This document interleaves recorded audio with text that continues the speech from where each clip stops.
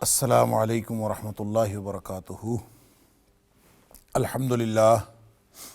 الحمدللہ وکفا وسلام علی عبادہ الذین اصطفیٰ۔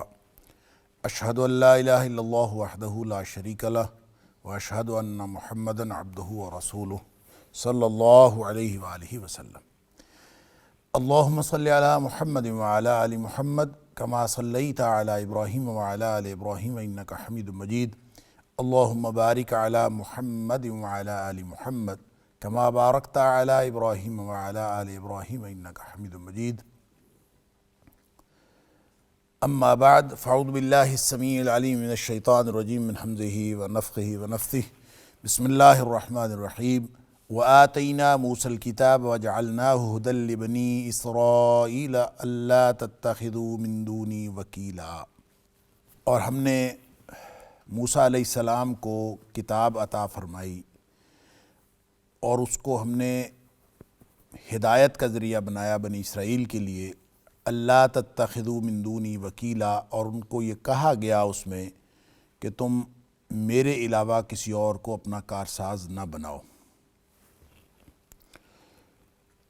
سورہ بنی اسرائیل کی دوسری آیت سے آج کے سبق کا آغاز اللہ کی توفیق سے ہو رہا ہے۔ آیت نمبر 1 کے حوالے سے اور سورت کے تعارف کے حوالے سے گزشتہ درس کے اندر گفتگو تقریباً مکمل ہو گئی تھی۔ آیت کا بس ایک حصہ جس پر گفتگو باقی تھی، اس پر آج آیت نمبر 2 اور اس سے آگے گفتگو کرنے سے قبل آیت نمبر 1 کا وہ حصہ الذی بارکنا حولہ، اس کے حوالے سے گفتگو نہیں ہوئی تھی، اور یہ بہت ہی اہم ایک یعنی اللہ کریم کا اشارہ ہے اس علاقے کی طرف جو جغرافیائی اور روحانی طور پر ایک انتہائی برکت والے علاقے کے طور پر اس کی نشاندہی کرتا ہے۔ حول گرد کو کہتے ہیں، اردا گرد کا جو علاقہ ہے۔ حضرت نبی کریم صلی اللہ علیہ وسلم نے مسجد اقصیٰ میں جا کے نماز پڑھی، اور نماز پڑھ کے آپ پھر اس کے بعد معراج کو تشریف لے گئے، تو معراج کے واقعے میں خاص طور پر مسجد اقصیٰ کے علاقے کو اللہ کریم نے برکت والا قرار دیا، اور اس علاقے کو سورہ انبیاء میں بھی اللہ کریم نے اسی طرح کا لفظ برکت فرمایا ہے اس کے لیے۔ وہاں آیت نمبر 71 کے اندر سورہ انبیاء کی آیت نمبر 71 میں جہاں حضرت ابراہیم علیہ السلام کا ذکر ہے، وہاں فرمایا وَنَجَّيْنَاهُ وَلُوطًا إِلَى الْأَرْضِ الَّتِي بَارَكْنَا فِيهَا لِلْعَالَمِينَ، کہ صرف حضرت ابراہیم علیہ السلام کے لیے نہیں یا لوط علیہ السلام کے لیے نہیں، بلکہ ہم نے جہانوں کے لیے اس کو برکت والا بنایا تھا، اس کے اندر برکتیں رکھی تھیں۔ وَنَجَّيْنَاهُ وَلُوطًا إِلَى الْأَرْضِ الَّتِي بَارَكْنَا فِيهَا، کہ ہم نے ابراہیم علیہ السلام کو اور ان کے بھتیجے لوط علیہ السلام کو ایک ایسی سرزمین کی طرف ہم نے ان کو نجات دی جس سرزمین میں ہم نے تمام جہانوں کے لیے برکتیں رکھی ہیں۔ لہٰذا یہ ایک بہت ہی یعنی فلسطین کا جو علاقہ ہے اور مسجد اقصیٰ کے ارد گرد کا علاقہ، یہ سارے کا سارا ہمیشہ سے بہت ہی جغرافیائی طور پر اور جو زمینی پیداوار کے اعتبار سے اور جتنے بھی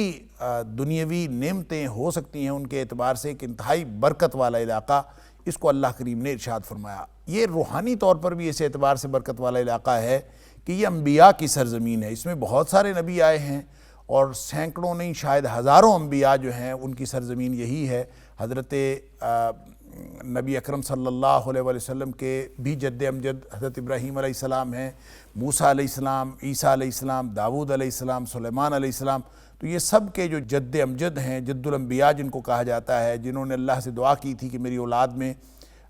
میری ذریت میں یہ نبوت اور امامت کا منصب قائم رکھنا، تو اللہ کریم نے حضرت ابراہیم علیہ السلام کی تینوں طرح کی اولاد، یعنی جو حضرت اسماعیل علیہ السلام سے تھی، جو بنی اسماعیل تھی، ان میں بھی نبوت جاری رکھی، نبی اکرم صلی اللہ علیہ وسلم اس میں آئے۔ جو حضرت اسحاق علیہ السلام کی اولاد تھی، اسحاق کے بیٹے حضرت یعقوب علیہ السلام، یعقوب علیہ السلام کے بیٹے یوسف علیہ السلام، اور اس میں پھر پوری لڑی آگے چلی ہے، اور اس میں بھی نبوت حضرت عیسیٰ علیہ السلام تک سینکڑوں انبیاء، بلکہ کہنا چاہیے شاید ہزاروں انبیاء اس کے اندر آئے ہیں۔ اللہ ہی جانتا ہے کہ کتنے انبیاء اس لڑی کے اندر آئے۔ اسی طرح بنو قطورہ جو حضرت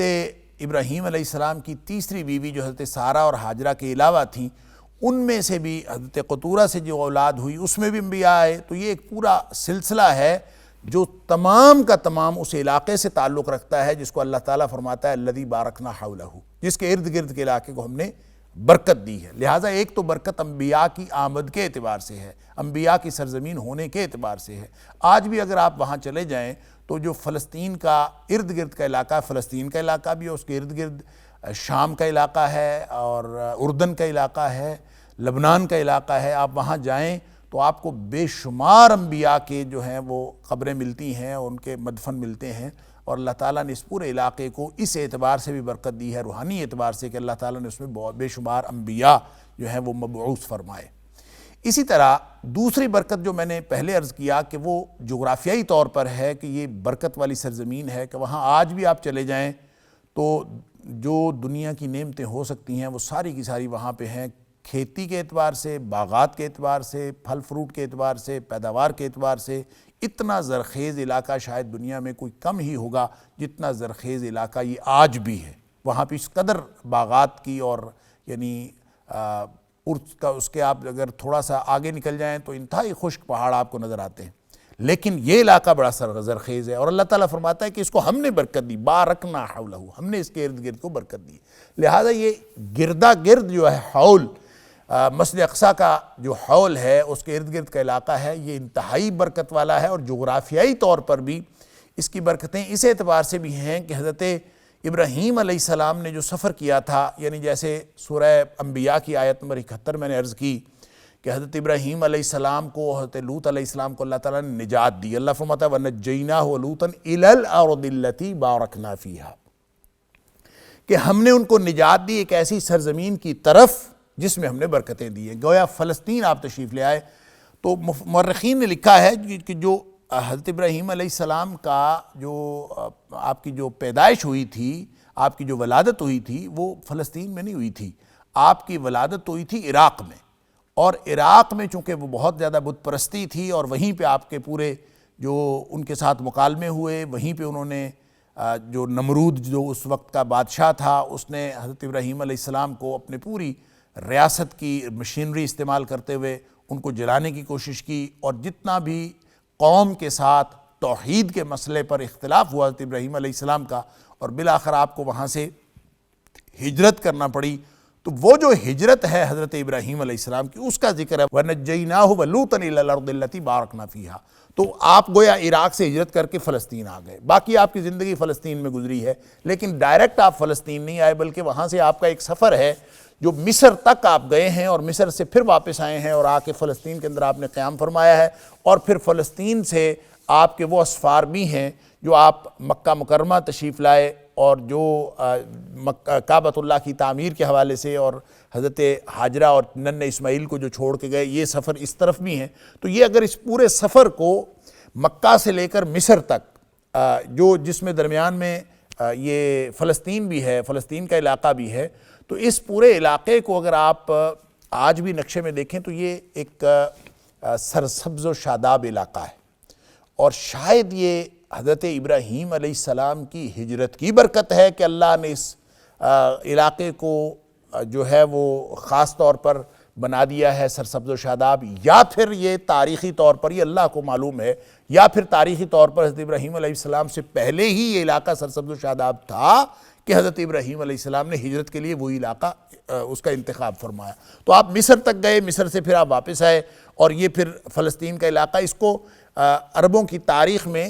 قوس الاخضر کہتے ہیں، یہ جو ایک سرسبز و شاداب قوس سی بنی ہوئی ہے، اور یہ حضرت ابراہیم علیہ السلام کے اسفار کا علاقہ ہے۔ اور اللہ تعالیٰ جب اس خاص طور پر مسجد اقصیٰ کو بارکنا حولہ فرماتا ہے، یا پھر سورہ بنی اسرائیل کے اندر فرمایا کہ التی بارکنا فیہا، کہ ایسی سرزمین جس کے اندر ہم نے بہت ساری برکتیں دی ہیں، تو یہ برکتیں ظاہری بھی ہیں معنوی بھی ہیں، جغرافیائی بھی ہیں، روحانی بھی ہیں۔ اللہ نے اس علاقے کو بہت زیادہ برکت عطا فرمائی، اور اس برکت کو آپ اس اعتبار سے بھی دیکھ لیں کہ حضرت عمر فاروق رضی اللہ تعالیٰ عنہ نے جب یعنی اپنے دور خلافت میں جب آپ نے دورہ کیا تھا وہاں کا، اور بیت المقدس اللہ تعالیٰ نے مسلمانوں کے قبضے میں کیا، تو وہاں سے آپ نے یہودیوں کو نکال دیا تھا، اور وہاں کا ایک باقاعدہ ایک نظام، ایک معاہدہ کیا تھا وہاں کے مقامی لوگوں کے ساتھ۔ اس معاہدے کا بھی اس ارد گرد کے علاقے کے ساتھ بڑا خصوصی تعلق ہے۔ اس معاہدے کو لے کر اور ان سارے تاریخی حقائق کو لے کر اور قرآن حکیم کے اس بیان کو لے کر، الذی بارکنا حولہ، کہ اس علاقے کو ہم نے بہت، اس ارد گرد کے صرف مسجد اقصیٰ نہیں بلکہ اس کے پورے ارد گرد کے علاقے کو ہم نے بہت برکت دی ہے۔ تو اس سے بعض دور حاضر کے مفکرین نے ایک کانسیپٹ اخذ کیا ہے، وہ کہتے ہیں کہ یہ جو یروشلم ہے یہ اصل میں اسلامک یروشلم ہے، لہٰذا وہ کہتے ہیں کہ اسلامک اور یروشلم یہ دو الگ الگ لفظ نہیں ہیں، بلکہ اس کا یہ اصل میں اسلامک یروشلم ہے۔ اور آپ کو میں یہ عرض کروں کہ اس پر ایک فلسطینی ہی ایک مفکر ہیں جو یعنی عربوں میں سے، وہ بعد ازاں یو کے میں جا کے سیٹل ہو گئے، اور وہاں انہوں نے ایک ادارہ بنایا ہے المکتوم انسٹیٹیوٹ کے نام سے، اور اس میں اسلامک جیروسلم سٹڈیز کے نام سے ایک باقاعدہ علم متعارف کروایا گیا ہے، اور اس علم کی بنیاد الذی بارکنا حولہ ہے۔ اور وہ کہتے ہیں کہ اسلامک جیروسلم، اسلامک الگ لفظ اور جیروسلم الگ لفظ نہیں ہے، یعنی جیروسلم کا ایجیکٹو نہیں ہے اسلامک، بلکہ وہ کہتے ہیں اسلامک جیروسلم ایک اکٹھا لفظ ہے، اور یہ ایک نام ہے، اس علاقے کا نام ہی اسلامک جیروسلم ہے، اور وہ اس کانسیپٹ کو اخذ کرتے ہیں الذی بارکنا حولہ سے، کہ اس کے ارد گرد کے علاقے کو ہم نے یہ فضیلت عطا کی ہے۔ اب یہ اندازہ کیجئے کہ اس کانسیپٹ کو قرآن و حدیث سے لے کر اور اس علاقے کی خصوصیات کو اخذ کر کے اور پھر تاریخی حقائق کو سامنے رکھ کر اس علم کو اس طرح سے ڈیولپ کیا گیا ہے، یعنی مجھے نہیں معلوم کہ یہ اس قدر اس کے اندر وسعت ہونی چاہیے یا نہیں، یا یہ ہو سکتی ہے کہ نہیں، اس سے قطع نظر میں تو صرف ایک حقیقت کی نشاندہی آپ کے سامنے کر رہا ہوں کہ اس کانسیپٹ کو اخذ کر کے اس انسٹیٹیوٹ کے اندر اس وقت تک جب میں نے اس کو وزٹ کیا تھا 2006-07 میں، تو 11 پی ایچ ڈیز اس کے اوپر ہو چکی تھی اسلامک جیروسلم کے اوپر، اور اس میں ایک جو پی ایچ ڈی کا تھیسس جو ہے میپنگ دی اسلامک جیروسلم، اس کے پورا میپ بنایا گیا تھا، اس کا نقشہ بنایا گیا تھا، اس کے اوپر بھی ایک پی ایچ ڈی ہوئی، اور اس کا وہ بعد میں چھپ بھی گئی، کتابی شکل میں چھپا ہوا، وہ مارکیٹ میں اویلیبل ہے۔ تو یہ سارا کام جو ہے یہ اس بنیاد پر ہو رہا ہے الذی بارکنا حولہ، سبحان اللہ، کہ اللہ تعالیٰ نے اس علاقے کو برکت دی ہے۔ بہرحال جب اللہ فرماتا ہے کہ میں نے اس علاقے کو برکت دی ہے، اور ابراہیم علیہ السلام کے ہجرت کے موقع پر بھی اللہ فرماتا ہے کہ میں نے اس میں برکت دی ہے، اور صرف ابراہیم علیہ السلام کے لیے برکت نہیں ہے، صرف چند انبیاء کے لیے یا کسی خاص زمانے کے لیے برکت نہیں ہے، بلکہ فرمایا اللتی بارکنا فیہا للعالمین، ہم نے تمام جہانوں کے لیے اس کے اندر برکت رکھی ہے۔ تو اس کا مطلب ہے جو بھی اس سے اس برکت کو حاصل کرنا چاہے روحانی یا جغرافیائی طور پر، اس کے لیے اس میں برکت موجود ہے۔ لہٰذا یہ وہی برکت والا اور اس علاقے کا جو خاص برکت کی خصوصیت ہے، اسی خصوصیت کو پیش نظر رکھتے ہوئے جو پوپ اربن ثانی نے، جو 1092 میں 1092 عیسوی میں جس نے شور مچایا تھا، اور اس نے یورپ پوری یورپ کی عیسائیت کو اکٹھا کر کے اس نے یہی وہ لالچ دیا تھا کہ یہ ایک ایسی سرزمین ہے جہاں پہ دودھ اور شہد کی نہریں بہتی ہیں، اور اس نے بائبل کا حوالہ دیا تھا کہ بائبل کے اندر یہ لکھا ہوا ہے کہ یہ ایک ایسا علاقہ ہے جس میں دودھ اور شہد کی نہریں بہتی ہیں، تو ہمیں وہ علاقہ قابو میں کر لینا چاہیے۔ لہٰذا پوری عیسائیت نے اکٹھے ہو کے، یعنی جو یورپ کی پوری عیسائیت تھی وہ سارا متحد ہو گیا تھا، اور متحد ہو کے انہوں نے حملے کیے، اور یہ مسلمانوں کے قبضے سے انہوں نے اس وقت مسلمانوں کے قبضے سے اس کو چھڑایا، اور مسلمانوں کی طوائف الملوکی کا فائدہ اٹھایا۔ بہرحال یہ 200 سال پر محیط یہ جنگیں جو بیت المقدس کی وجہ سے اور یروشلم کی وجہ سے ہوتی رہیں، اور تاریخ میں وہ صلیبی جنگوں کے نام سے مشہور ہیں، کیونکہ اس نے صلیب کے نام پر پورے یورپ کو اکٹھا کیا تھا، اور صلیب کے نام پر دہائی دی تھی، اور اس نے یہ گویا ایک اس میں بھی بنیادی جو یعنی وزڈم تھی اور بنیادی جو نقطہ تھا اس علاقے کے لیے وہ اللتی بارکنا حولہ یا الذی بارکنا حولہ تھا کہ اس کو اللہ تعالیٰ نے برکت دی ہے. اسی برکت کو حاصل کرنے کے لیے صلیبیوں نے یہ جنگیں لڑیں، اور وہ اس قدر یعنی 200 سال پر محیط یہ جنگیں تھیں کہ اس کے اثرات جو ہیں آج تک امت مسلمہ بھی اور امت مسیحیت بھی وہ اپنے اپنی جگہ پر سب بھگت رہے ہیں.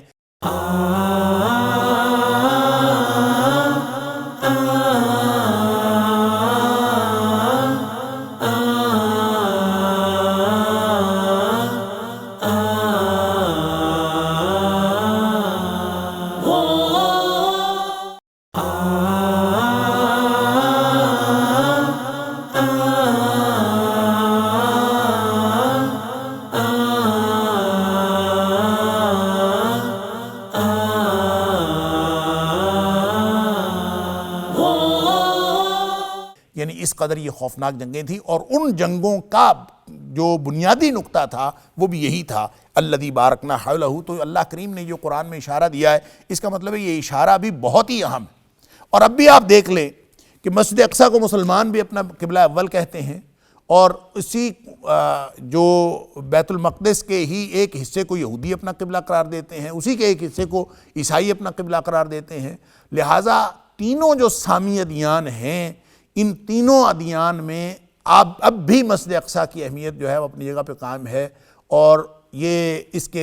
کی تاریخی طور پر اس کے اوپر قبضے کے حوالے سے بھی اور تاریخی طور پر اس کی ملکیت کے حوالے سے بھی بحثیں آج تک اسی طرح تازہ ہے جس طرح تاریخ میں تازہ تھیں. تو ان سب کی بنیاد، اس سارے جو ایشو کی بنیاد وہ یہی ہے کہ الذی بارکنا حولہ. یہ بہت ہی امپورٹنٹ اور بہت ہی اہم، ہر سامی مذہب کے لیے یہ بہت ہی اہم علاقہ ہے جس کو اللہ کریم نے برکت عطا فرمائی ہے. لہٰذا چونکہ برکت ابراہیم علیہ السلام سے پہلے یا ان کے ساتھ منسلک ہے اور اس کے بعد سارے انبیاء کے ساتھ منسلک ہے، تو یہودی بھی ابراہیم علیہ السلام کو اپنا بڑا مانتے ہیں، عیسائی بھی اپنے آپ کو حضرت ابراہیم علیہ السلام سے منسلک کرتے ہیں، اور نبی اکرم صلی اللہ علیہ وسلم ملت ابراہیمی پر ہی تشریف لائے. یہ قرآن نے بار بار اس بات کا اعادہ کیا کہ ملت ابراہیمی تو وہی ہے جس کے پیروکار نبی اکرم صلی اللہ علیہ وسلم اور آپ کے ساتھی ہیں. لہٰذا یہ برکتیں اور سعادتیں اسی کے لیے ہوں گی جو ملت ابراہیمی پر چلے گا. اور یہ الذی بارکنا حولہ یہ دراصل ایک بیان ہی نہیں بلکہ یہ ایک دعوت فکر بھی ہے اور ایک دعوت عمل بھی ہے کہ وہ برکتوں والی سرزمین اگر مسلمانوں کے ہاتھ سے نکل گئی ہے تو مسلمانوں کو اپنا یہ کھویا ہوا ورثہ واپس لینا چاہیے. لہٰذا یہ ایک پکار بھی ہے، ایک اشارہ بھی ہے اور ایک دعوت فکر و عمل بھی ہے. پورا یہ جو قصہ ہے سورہ بنی اسرائیل کی پہلی آیت میں واقعہ معراج کا، اور جس میں نے پہلے بھی عرض کیا تھا کہ یہاں پہ صرف واقعہ اسراء کا تعلق ہے اور واقعہ معراج کا تعلق کہ نبی اکرم صلی اللہ علیہ وسلم، یعنی اس پورے واقعے کے دو حصے ہیں. ایک حصہ آسمانوں کی طرف چڑھنے سے متعلق ہے اور ایک حصہ زمینی سفر سے متعلق ہے. زمینی سفر جو مکہ مکرمہ سے لے کر مسجد اقصیٰ تک ہوا اس کو اسراء کہتے ہیں، اور جو سفر مسجد اقصیٰ سے آسمانوں تک، ساتویں آسمان تک یا سدرۃ المنتہا تک یا اس سے بھی آگے تک ہوا، اس سفر کو معراج کہا جاتا ہے. تو یہاں اسراء کا ذکر ہے، معراج کا ذکر کچھ سورہ نجم کے اندر موجود ہے اشارتاً، اور کچھ اس کی تفصیلات جو ہیں وہ حدیث کے اندر ملتی ہیں. اس کے اوپر پوری تفصیل سے گفتگو گزشتہ درس کے اندر ہو گئی. یہ ابتدا ہی میں سورہ بنی اسرائیل میں یہ واقعہ معراج کا حوالہ اور اس کے فوراً بعد پوری گفتگو کا رخ جو ہے وہ بنی اسرائیل کی طرف پھیر دیا گیا ہے. تو یہ خاص طور پر جو پہلی جو 10 آیات ہیں اس میں اللہ کریم نے پہلی آیت میں واقعہ معراج اور اس کے بعد بنی اسرائیل کی تاریخ کا حوالہ، یہ دراصل ایک تنبیہ ہے جو میں پہلے بھی عرض کر چکا ہوں کہ ایک تنبیہ ہے. اس پوری صورت کا جو مرکزی مضمون ہے مکی صورت ہے، اور اس کا مرکزی مضمون تنبیہ اور تفہیم اور تعلیم، یعنی ایک تو تنبیہ ہے کن کو؟ مشرکین مکہ کو، اس وقت کے جو سامنے جو اولین دشمن تھے، جو اولین مخاطبین تھے جنہوں نے نبی اکرم صلی اللہ علیہ وسلم کی سب سے اول مخالفت کی، وہ مشرکین مکہ تھے. اور پھر اس کے علاوہ اس وقت کے جو یہود مدینہ جن کے ساتھ کچھ واسطہ بالواسطہ طور پر پڑ چکا تھا، یعنی یہ سارے کے سارے جو مشرکین ہیں یہ بہرحال کوئی نہ کوئی رابطہ رکھتے تھے مدینہ کے ساتھ، اور مدینہ کے یہودیوں سے یہ علمی طور پر کچھ سوالات بھی لیتے تھے اور علمی طور پر کمک حاصل کرنے کی کوشش کرتے تھے نبی اکرم صلی اللہ علیہ وسلم کی مخالفت میں، تو بنی اسرائیل کو بھی تنبیہ ہے اور اس میں مشرکین مکہ کو بھی تنبیہ ہے کہ نبی اکرم صلی اللہ علیہ وسلم جن کی شان یہ ہے کہ جن کو اللہ ایک ہی رات میں آسمانوں پر لے گیا، مسجد اقصیٰ تک لے گیا، پھر آسمانوں تک لے گیا، اپنی نشانیاں دکھائیں، اور اللہ کریم نے جس کو یہ شان عطا کیا ہو تم اس کی مخالفت کرتے ہو۔ اور پھر بنی اسرائیل کی تاریخ بتا کے مشرکین کو بھی، مشرکین مکہ کو بھی تنبیہ کی گئی ہے، ان کو انذار کیا گیا ہے، ان کو ڈرایا گیا ہے، ان کو وارننگ دی گئی ہے کہ تم اگر باز نہیں آؤ گے انبیاء کی مخالفت سے، تو جس طرح سے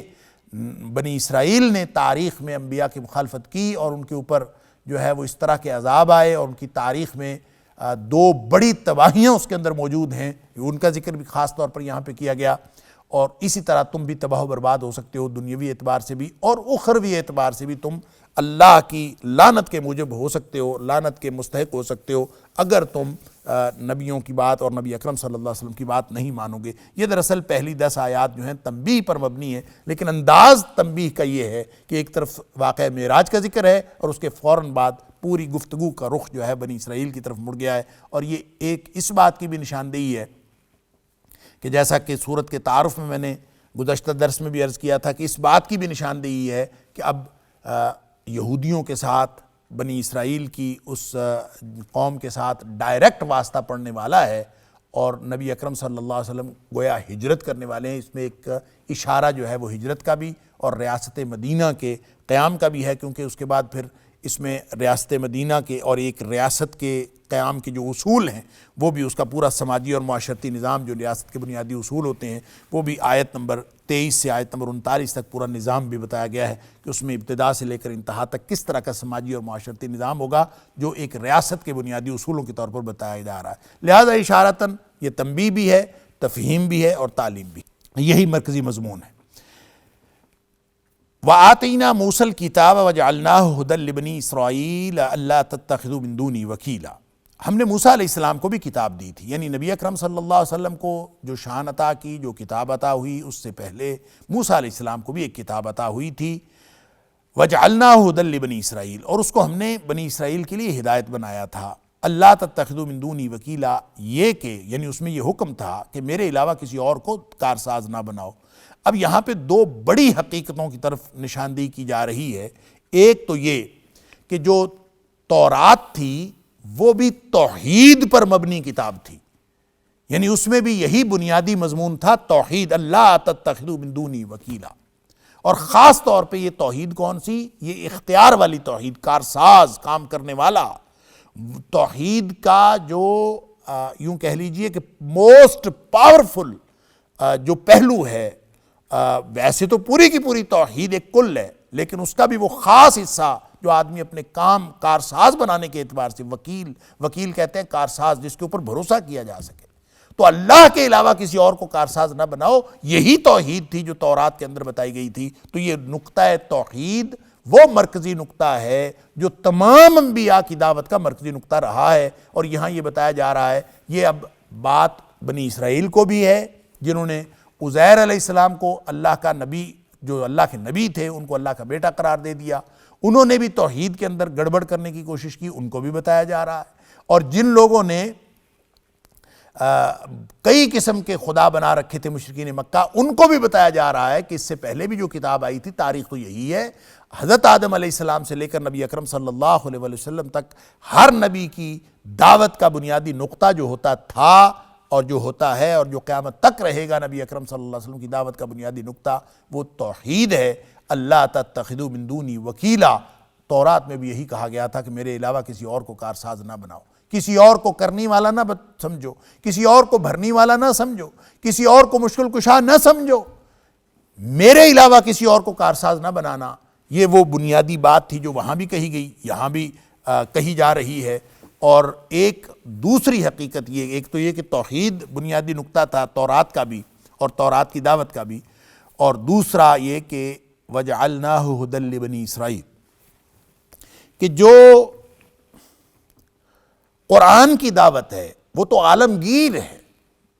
تبارک الذی نزل الفرقان علی عبدہ لیکون للعالمین نذیرا،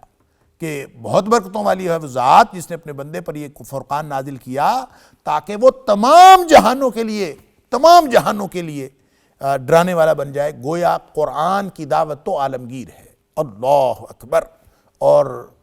وَمَا أَرْسَلْنَاكَ إِلَّا كَافَّةً لِلنَّاسِ، اور ہم نے آپ کو تمام انسانیت کے لیے بنایا، یعنی یہ حدود کوئی نہیں ہے قرآن کی دعوت کی۔ قرآن ساری انسانیت کی طرف، بلکہ صرف ساری انسانیت کی طرف ہی نہیں، نبی اکرم صلی اللہ علیہ وسلم کو تو تمام جہانوں کی طرف نبی بنا کے بھیجا گیا۔ وَمَا أَرْسَلْنَاكَ إِلَّا رَحْمَةً لِلْعَالَمِينَ، کہ آپ تمام جہانوں کے لیے رحمت ہیں۔ اس کی جو تفصیلات ہیں کہ تمام جہان جتنے بھی ممکن ہیں سب کے نبی ہیں نبی اکرم صلی اللہ علیہ وسلم، اور اس کی تشریح خود نبی کریم صلی اللہ علیہ وسلم نے فرمائی، جو مسلم شریف کی حدیث ہے جس میں آپ نے فرمایا فضلت علی الانبیاء بست، مجھے 6 باتوں میں دوسرے انبیاء پر فضیلت دی گئی، تو اس میں آپ نے ایک بات جو ارشاد فرمایا ارسلت الی الخلق کافہ، مجھے تمام مخلوق کی طرف، ساری کی ساری مخلوق کی طرف نبی بنا کر بھیجا گیا۔ لہٰذا جب آپ مخلوق کی حد بندی کرتے ہیں کہ کون کون مخلوق ہے، تو صرف ایک ذات اللہ کی، خالق کی ذات الگ جاتی ہے، باقی ساری کائنات مخلوق ہے۔ ایک خالق کی ذات کو چھوڑ کر باقی ساری کائنات مخلوق ہے، اور ساری کائنات کے نبی اکرم صلی اللہ علیہ وسلم، سبحان اللہ۔ لیکن جو بنی اسرائیل کو موسیٰ علیہ السلام کتاب لے کے آئے، فرمایا ہدی لبنی اسرائیل، وہ ساری انسانیت کے لیے ہدایت کا ضابطہ نہیں تھا، وہ صرف بنی اسرائیل کے لیے تھا۔ تو یہ قرآن اور تورات کا جو تقابل ہے، تورات بھی اللہ کی سچی کتاب، لیکن خاص وقت کے لیے اور خاص قوم کے لیے، یعنی ساری انسانیت کے لیے بھی نہیں تھی، نہ وہ اپنی وسعت کے اعتبار سے، نہ مکان کے اعتبار سے، نہ مخاطبین کے اعتبار سے، اور نہ ہی اپنے زمان کے اعتبار سے وہ عالمگیر نہیں تھی۔ وَجَعَلْنَاهُ هُدًى لِبَنِي اسرائیل، اس کو صرف بنی اسرائیل کے لیے ہم نے ہدایت بنایا تھا۔ تو یہ 2 بڑی حقیقتیں ہیں جو ایک طرف قرآن کی اس دعوت توحید کو ایک عالمگیر دعوت کے طور پر اور تمام انبیاء کے مشترکہ نقطہ دعوت کے طور پر متعارف کرواتی ہے، اور دوسری طرف یہ کہ یہ جو تورات تھی وہ محدود تھی اپنی تعلیمات اور مخاطبین کے اعتبار سے، اپنے اثرات کے اعتبار سے، اور اللہ کا قرآن یہ جو نازل ہو رہا ہے اور جو دعوت نبی کریم صلی اللہ علیہ وسلم لے کے آئے ہیں وہ لامحدود ہے۔ اس لیے قرآن اور تورات کی دونوں کی حقانیت کو سامنے رکھتے ہوئے دونوں کی اس حیثیت کو ضرور ملحوظ رکھنا چاہیے۔ یہ گویا ساتھ ساتھ بنی اسرائیل کی تاریخ بھی بیان ہو رہی ہے، اور ساتھ تنبیہ بھی کی جا رہی ہے، اور ساتھ اسلام کی جو عظمت ہے اور قرآن کی جو عظمت ہے وہ بھی سمجھائی جا رہی ہے۔ ذُرِّيَّةَ مَنْ حَمَلْنَا مَعَ نُوحٍ إِنَّهُ كَانَ عَبْدًا شَكُورًا۔ اللہ اکبر۔ بنی اسرائیل کون ہے؟ موسیٰ علیہ السلام کون ہے؟ یہ ساری نسل کون سی ہے؟ فرمایا ذُرِّيَّةَ مَنْ حَمَلْنَا مَعَ نُوحٍ، یہ اصل میں اولاد ہے ان لوگوں کی جن کو ہم نے سوار کروایا نوح علیہ السلام کے ساتھ، یعنی نوح علیہ السلام کے دور میں جو یہ پوری تاریخ بیان کی جا رہی۔ نوح علیہ السلام کو آدم ثانی کہا جاتا ہے۔ آدم ثانی اس اعتبار سے کہ آدم علیہ السلام تو ابتدائے آفرینش سے، یعنی پوری جو نسل انسانی کی ابتدا ہوئی ہے وہ تو آدم علیہ السلام سے ہوئی، لیکن نوح علیہ السلام کے دور میں جو لوگ کشتی میں سوار ہو گئے تھے اس کے علاوہ جتنے لوگ تھے وہ سب تباہ و برباد ہو گئے تھے، صرف وہ بچے تھے جو کشتی میں سوار ہو گئے تھے۔ کشتی میں سوار ہونے والے تقریباً جو 80 افراد ہیں، یہ جتنے بھی تھے، ان میں سے 3 بیٹے تھے حضرت نوح علیہ السلام کے، جس سے آگے پوری نسل انسانی چلی ہے۔ کہا جاتا ہے ایک سام، ایک حام اور ایک یافس، اور ان تینوں سے آگے پھر نسل چلی ہے، اور جتنی بھی یعنی حضرت ابراہیم علیہ السلام اس میں سے سام کی اولاد میں سے تھے، اور اسی لیے حضرت ابراہیم علیہ السلام کے ساتھ منسلک جو ادیان ہیں ان کو سامی ادیان کہا جاتا ہے، سیمیٹک ریلیجنز۔ اور یہ سیمیٹک سامی ادیان کیوں ہیں؟ یہ دراصل حضرت نوح علیہ السلام کے اس زندہ بچ جانے والے 3 بیٹوں میں سے ایک بیٹے کی طرف اشارہ ہے، جس کی ایک نسل چلی، اسی میں سے ابراہیم علیہ السلام ہوئے۔ ابراہیم علیہ السلام کی طرف اپنے نسبت کرتے ہیں مسیحی بھی، اسی کی طرف نسبت کرتے ہیں یہودی بھی، اسی کی طرف نسبت ہے اسلام کی۔ لہٰذا یہ جو تینوں ادیان ہیں ان کو سامی ادیان کہا جاتا، اور تاریخ کے اعتبار سے بھی یہ سارے کے سارے سامی، اور نسلی اعتبار سے بھی یہ ساری سام کی نسل ہے، جو بنی اسرائیل کی ہو، جو عربوں کی ہو، جو اس علاقے کی یہ جو مشرق وسطیٰ کی جتنی یعنی یہ نسل ہے، یہ ساری کی ساری کم و بیش سام کی نسل۔ اسی طرح دوسری نسل ہے جو حام ہے، اور حام جو بلیک پیپل ہیں، یہ جو حبشی وغیرہ اور یہ جو کالے ہیں، یہ سارے کے سارے حام کی نسل سے ہیں۔ اسی طرح کہا جاتا ہے، اس کے میں اگرچہ اس کی انٹرپریٹیشن میں اور حتمی طور پر نسلوں کے اس تعین میں کہ کون کس کی اولاد ہے، اس میں اگرچہ بہت سارا اختلاف پایا جاتا ہے تاریخ میں، لیکن عملی طور پر جو ترک ہیں اور یہ جو جاپانی ہیں اور جو یہ اس طرح کی جو نسل ہے، جو چائنیز ہیں، یہ جو خاص قسم کی ایک حیت رکھتے ہیں، یہ ان کو کہا جاتا ہے کہ یہ یافس کی نسل سے۔ تو یافس کی نسل سے وہ آپ دیکھ لیتے ہیں کہ ان کا ایک بالکل ڈیفرنٹ ان کا سکیچ ہوتا ہے، ان کا ڈیفرنٹ ایک مختلف حلیہ ہوتا ہے۔ ہو سکتا ہے یہ بعد میں ظاہر ہے کہ مرج ہوئے ہیں ایک دوسرے میں، اور یہ نسلیں آپس میں یہ ایگزیکٹلی وہ نسل آگے چلتی آ رہی ہو، ایسا کوئی ضروری نہیں ہے، لیکن بہرحال بنیادی طور پر اور مینلی یہی تین طرح کی تقسیم کی جاتی ہے کہ سام، حام اور یافس، جو تین بیٹے تھے حضرت نوح علیہ السلام کے۔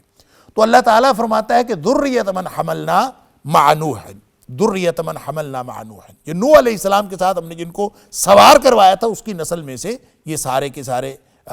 بنی اسرائیل ہوئے ہیں، یہ جو بھی آج تک موجود ہیں، یہ سارے کے سارے اللہ کے نبی نوح علیہ السلام کی اولاد میں سے ہیں جو ان کے ساتھ سوار ہو گئے تھے۔ انہ کان عبدا شکورا، سبحان اللہ۔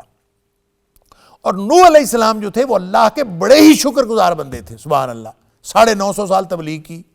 اور چند لوگ جو ہیں وہ 80 یا 60 یا کچھ مسلمان ہوئے۔ اللہ اکبر۔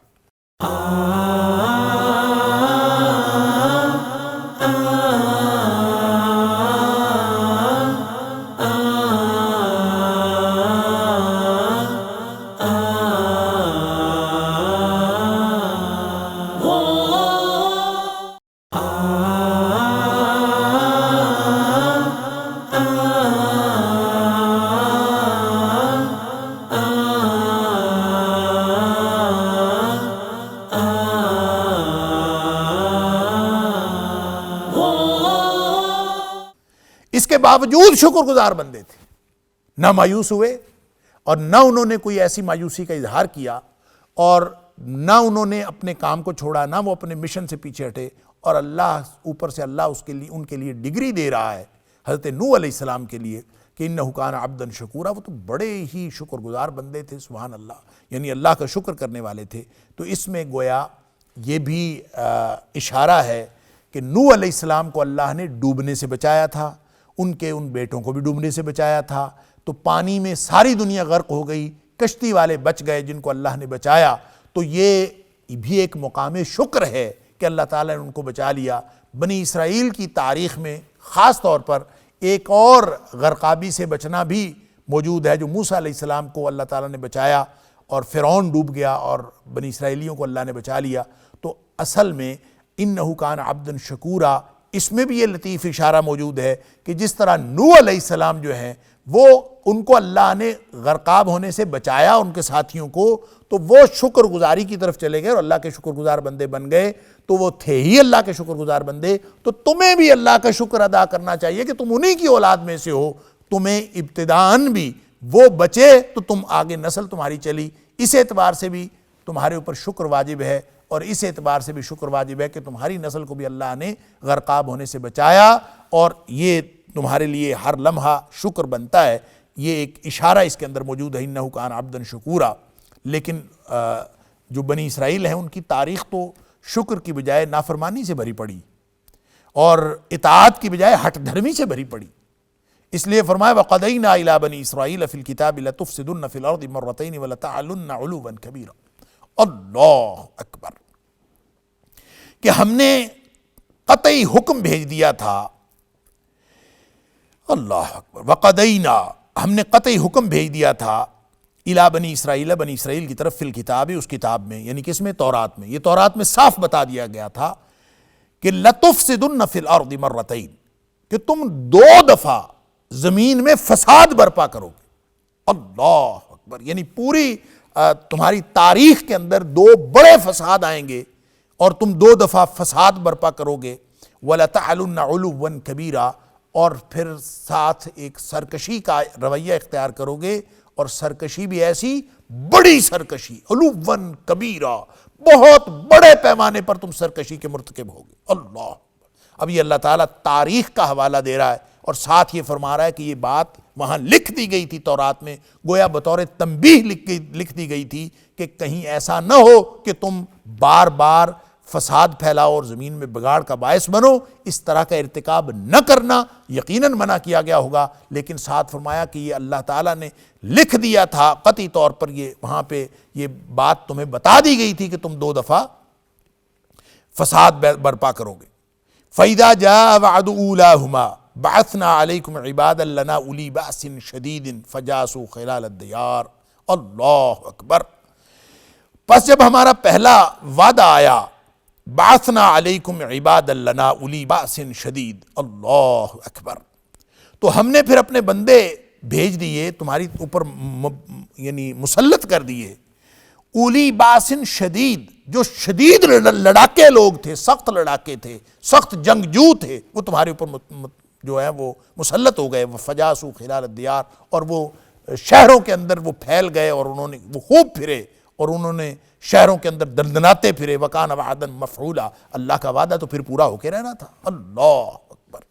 یہ بنی اسرائیل کی جو تاریخ ہے، اگرچہ قرآن نے تو بنی اسرائیل کی تاریخ کو کوئی ایک کہانی کے طور پر بیان نہیں کیا، کسی کی قوم کی تاریخ کو قرآن نے کہانی کے طور پر بیان نہیں کیا۔ قرآن نے 6 اقوام کی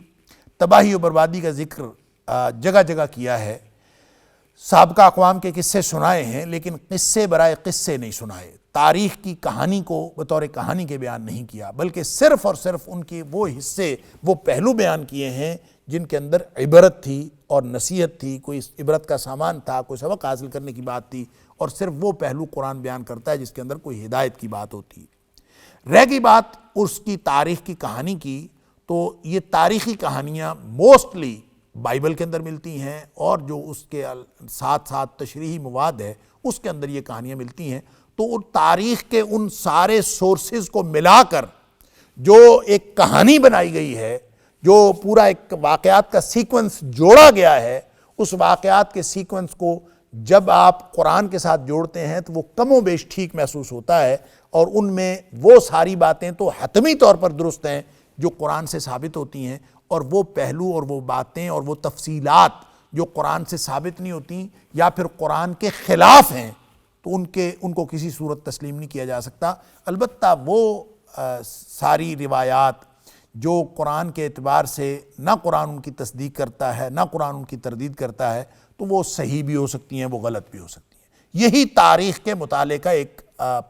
انداز اور اسلوب ہے جو ہمیں قرآن نے سکھایا،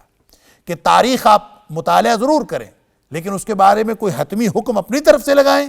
بالکل نہیں لگایا جا سکتا۔ تلک امۃ قد خلت لہا ما کسبت ولکم ما کسبتم ولا تسألون عما كانوا يعملون، کہ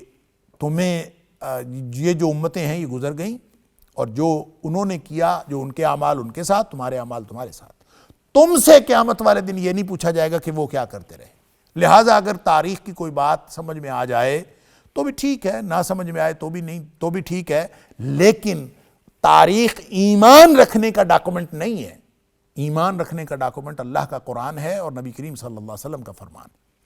اس کے ساتھ ایمان رکھتے ہوئے اور اس ایمان پر قائم رہتے ہوئے آپ تاریخ کا جائزہ لیں، پھر کوئی حرج نہیں ہے، وہ بنی اسرائیل کی تاریخ ہو، وہ ہماری اپنی تاریخ ہو، اور تاریخ پر اگر ہم ایمان رکھیں گے تو پھر کتاب و سنت کے حوالے سے بہت ساری چیزیں جو ہیں وہ ہماری گڑبڑ ہو جائیں گی، بہت سارے تصورات ہمارے خراب ہو جائیں گے۔ لہٰذا ایمان تو اللہ کے قرآن پر رکھنا ہے، نبی اکرم صلی اللہ علیہ وسلم کے فرمان پر رکھنا ہے، لیکن اس ایمان کے تناظر میں تاریخ کا مطالعہ کرنا ہے۔ جب ہم اس اعتبار سے بنی اسرائیل کی تاریخ کو دیکھتے ہیں، میں نے اس لیے عرض کر دی کہ تاریخ کی بات کرتے وقت کسی کو یہ نہ ہو کہ تاریخ میں تو یہ لکھا ہے اور تاریخ میں یہ لکھا ہے اور قرآن میں یہ بات، کوئی بھی بات تاریخ میں لکھی ہو تو اس کو قرآن کے معیار پر ہی پرکھتے ہیں اور نبی کریم صلی اللہ علیہ وسلم کے معیار پر ہی پرکھتے ہیں۔ اگر وہ اس سے ثابت ہو جائے تو وہ درست ہے، اس کے خلاف ہو تو وہ غلط ہے، اور جو نہ اس کے خلاف ہو اور نہ اس سے ثابت ہو تو وہ صحیح بھی ہو سکتی ہے، غلط بھی ہو سکتی ہے۔ اس کے بارے میں آپ اس کو تسلیم کرنے میں حق بجانب ہیں، اگر آپ کو کوئی اس کے شواہد تاریخ سے مل رہے ہوں یا دیگر جتنے بھی ذرائع ہیں ان میں سے مل رہے ہوں۔ لہٰذا یہ جو بڑی دو تباہیاں آئی ہیں جس کا ذکر قرآن نے یہاں کیا ہے، کیا اس معلوم تاریخ میں ان بڑی تباہیوں کا کوئی ذکر ہے؟ بالکل ہے۔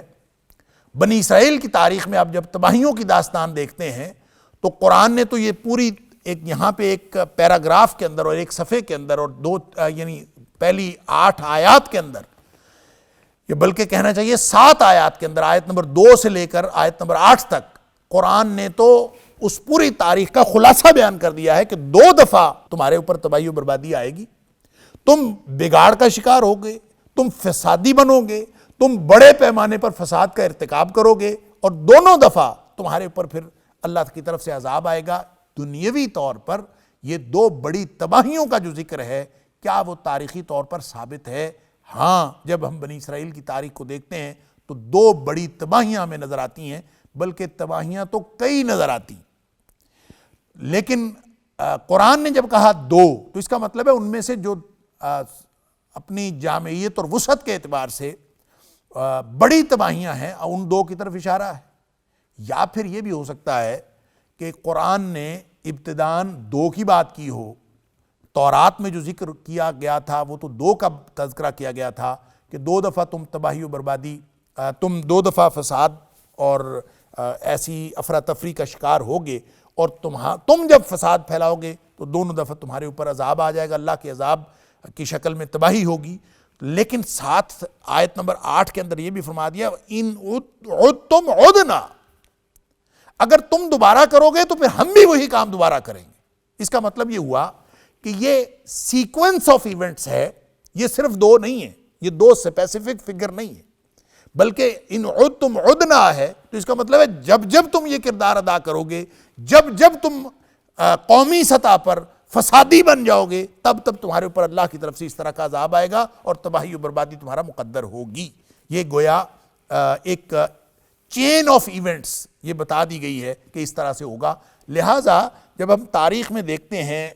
بنی اسرائیل کی تاریخ میں، تو ہمیں تباہی و بربادی نظر آتی ہے۔ اس میں پھر وہ کون سی 2 تباہیاں ہیں جن کو قرآن نے کہا مرتین، تو اس کے لیے، اس اسپیسیفیکیشن کے لیے پھر مختلف لوگوں نے مختلف تباہیوں کو ان 2 تباہیوں کے ساتھ منسلک کیا ہے، کیونکہ چین آف ایونٹس ہے، اور اس میں ایک تباہی نہیں بلکہ 1 سے زیادہ تباہیاں ہمیں تاریخ میں نظر آتی ہیں۔ 1 سے زیادہ دفعہ انبیاء کی اطاعت سے انحراف نظر آتا ہے قومی سطح پر، 1 سے زیادہ دفعہ ان کے کردار کی اجتماعی خرابیاں نظر آتی ہیں، 1 سے زیادہ دفعہ اللہ کی طرف سے ان کے اوپر تباہی آتی ہے، اور اس لیے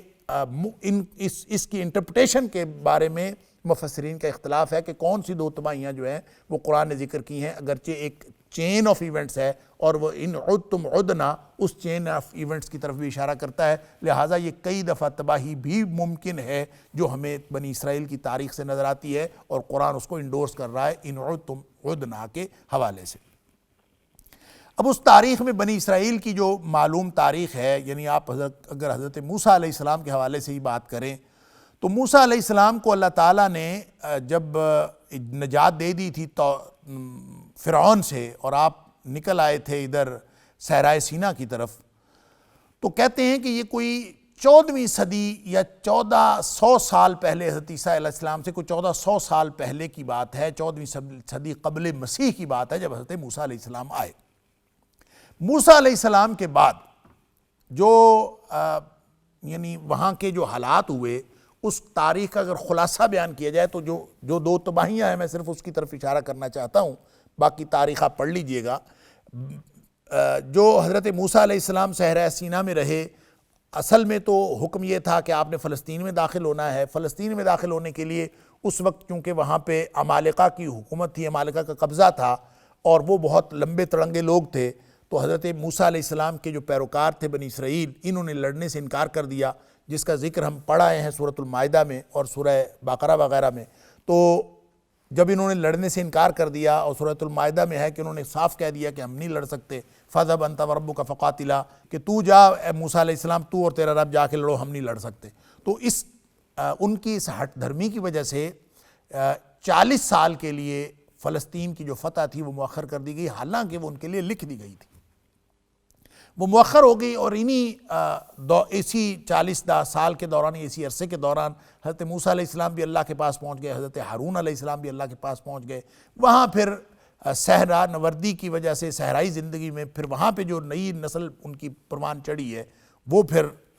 حوصلے والے لوگ تھے. تو حضرت موسیٰ علیہ السلام اور ہارون علیہ السلام کے خلیفہ جن کا نام یوشع بن نون تھا علیہ السلام، جو بعد میں کہتے ہیں نبی بنے، اس وقت ان کے غلام تھے، ان کے پیروکار تھے، تو ان کی سرکردگی میں پھر انہوں نے جہاد کیا، اور جہاد کی برکت سے اللہ تعالیٰ نے فلسطین فتح کروا دیا. فلسطین جب فتح ہوا ہے تو فلسطین کا جو سب سے پہلا شہر جو فتح ہوا تھا وہ اریحا تھا، اور یہ پورے علاقے میں فتح حاصل کرنے کے باوجود انہوں نے کوئی باقاعدہ مرکزی حکومت قائم نہیں کی، کیونکہ 12 قبیلے تھے، یہ اپنے اپنے علاقے لے کے بیٹھ گئے، اور چونکہ وہاں کے مقامی قبیلے، جو مقامی بت پرست قبیلے تھے، وہ بہت اسٹرانگ تھے، تو انہوں نے ایک مرکزی حکومت قائم کر کے وہاں پہ اپنا سکہ جمانے کی بجائے اپنے اپنے علاقے جو ہیں وہ اپنے قبضے میں لینے کو کافی سمجھا. لہٰذا ان کی کئی صدیاں اسی طرح گزر گئیں کہ وہاں ان کے وہ آہستہ آہستہ جو مقامی لوگ تھے وہ اٹھے، اور انہوں نے ان کے خلاف، جو ان کے 12 قبائل تھے، الگ الگ ان کے خلاف لڑائیاں لڑیں. تو نہ صرف یہ آہستہ آہستہ کمزور ہوتے چلے گئے، بلکہ ان کی باہمی لڑائیاں بھی ہوئیں، اور یہ آپس میں ایک یعنی باہمی لڑائیوں کی وجہ سے بھی اور منتشر ہونے کی وجہ سے بھی آہستہ آہستہ کمزور ہوتے چلے گئے، اور دنیاوی طور پر جو غلبے کے اعتبار سے یہ انتہائی قسم پرسی کی زندگی میں چلے گئے، اور ان کے حالات اس قدر دگرگوں ہو گئے کہ اب لوگ جو ہیں وہ ان کے اوپر قابض بھی تھے، اور طوائف الملوکی بھی تھی، انتشار بھی تھا، فساد بھی تھا. اس موقع پر پھر انہوں نے ایک اللہ کے نبی جن کا ذکر سورہ بقرہ کے اندر آتا ہے کہ کسی اللہ کے نبی نے ان کو کہا کہ تم اگر جہاد کرو گے تو پھر تمہیں یہ مل جائے گا. تو انہوں نے جہاد کرنے کے لیے، بلکہ انہوں نے اللہ کے نبی سے دعا کی درخواست کی، تم اللہ سے کی طرف سے ہمیں کوئی بادشاہ مقرر کر دو، اور وہ بادشاہ جو ہے وہ ہم اس کی قیادت میں پھر ہم لڑیں. تو اس وقت پھر طالوت کو جو بادشاہ مقرر کیا گیا، طالوت کی سرکردگی میں لڑائی ہوئی. طالوت کی فوج میں حضرت داؤد علیہ السلام بھی موجود تھے، اور پھر یہ دوبارہ جو ہے ان کو عروج حاصل ہوا، اور وہ بادشاہت ان کو حاصل ہوئی. طالوت جو ہے وہ خود بادشاہ بن گئے، اور پھر طالوت چند سال، یعنی کہتے ہیں کوئی 15-20 سال، ان کی 16 سال یا 20 سال طالوت کی بادشاہت چلی. پھر اس کے بعد داؤد علیہ السلام بادشاہ بن گئے، پھر اس کے بعد سلیمان علیہ السلام بن گئے. تو یہ کوئی تقریباً 100 سال جو ہے ایک گزر گیا ان تینوں کی بادشاہتوں میں، اور ایک صدی پوری، یعنی بادشاہ کو یہ دور عروج ہے. یوں سمجھ لیجئے کہ اس کو کہا جاتا ہے کہ یہ بادشاہتوں کا دور ہے. اور اگر آپ جو بنی اسرائیل کی تاریخ کے وہ بالکل تاریخ سے جو ذرائع ملتے ہیں، اس میں بھی ایک کنگز پیریڈ، باقاعدہ اس کو بادشاہتوں کا دور ہے. تو اس دور میں گویا ان کے پاس نبوت بھی تھی، ان کے پاس بادشاہت بھی تھی، اور اللہ تعالیٰ نے ہر چیز عطا فرمائی تھی. اور اس کا ذکر اللہ تعالیٰ قرآن میں سورہ بقرہ میں بھی کرتا ہے، اور سورہ مائدہ میں بھی کرتا ہے کہ یہ تمہیں اللہ تعالیٰ نے یہ سب کچھ عطا فرمایا تھا.